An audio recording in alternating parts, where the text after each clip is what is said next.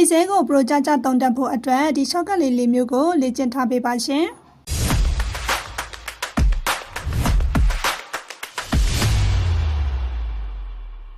ပထမဆုံးအနေနဲ့ကတော့ကျွန်တော်က column တွေကိုတိုးချင်တာဖြစ်တဲ့အတွက် B ရဲ့ရှေ့မှာတိုးချင်နေဆိုရင် B column ကိုဆက်လက်ပေးပါပုံမှန်ဆိုရင် home tab ထဲက insert ထဲက insert sheet column လို့နှိပ်ရတယ်ဒီလိုမသုံးတော့ဘဲနဲ့ keyboard ကနေ control ရဲ့ plus ရဲ့ကိုနှိပ်လိုက်ပါဒါဆိုရင် column လေးတွေတိုးသွားပါလိမ့်မယ်ပြန်ပြီးတော့ဖြောင်းချင်နေဆိုရင်လည်း control ရဲ့ minus ရဲ့ကိုပြန်နှိပ်လိုက်ပါဒါဆိုရင် column လေးတွေပြန်ပြီးတော့ပြောက်သွားပါလိမ့်မယ် row လေးတွေမှာလည်းဒီတိုင်းပဲ row လေးတွေတိုးချင်နေဆိုရင် row လေးတွေကိုဆက်လက်ပေးပါပြီးတော့ keyboard ကနေ control ရဲ့ plus ရဲ့ကိုနှိပ်လိုက်ပါဒါဆိုရင် row လေးတွေတိုးသွားမယ်ပြန်ဖြတ်ချင်နေဆိုရင်တော့ control minus လေးနဲ့ပြန်ပြီးတော့ဖြတ်ခဲ့ပေးလို့ရပါတယ်ဒါကကြတော့ကျွန်တော်တို့က row တွေကိုတိုးတာပါနော်နောက်တစ်ခါကျတော့ဒီ row လေးတွေကိုကျွန်တော်တို့ကဖြောက်ထားခြင်းနဲ့ဆိုလို့ရှိရင်လည်းဆက်လက်ပေးလိုက်ပါပြီးရင် control ရဲ့ကျွန်တော်တို့က9ရဲ့ကိုနှိပ်ခဲ့ပေးလိုက်ပါဒါဆိုရင်တော့ row လေးပါဖြစ်သွားမလဲဆိုရင်ပျောက်သွားပါလိမ့်မယ်နော်column လေးတွေ hide ရှင်နေဆိုရင်လည်းကို hide ရှင်တဲ့ column လေးကိုဆက်လက်လေးပေးလိုက်ပါပြီးတော့ရင် keyboard ကနေပြီးတော့ control ရဲ့0ရဲ့ကိုနှိပ်လိုက်ပါဒါဆိုရင် column လေးပျောက်သွားပါလိမ့်မယ်ရှင် okay လိုက်လို့ကြည့်လိုက်ပါနော်Excel နဲ့ပတ်သက်ပြီးသင်ခန်းစာလေးတွေကိုအမြဲတမ်းမျှဝေပေးနေတာဖြစ်လို့စမရဲ့ account လေးကို like and follow လေးလုပ်ထားလို့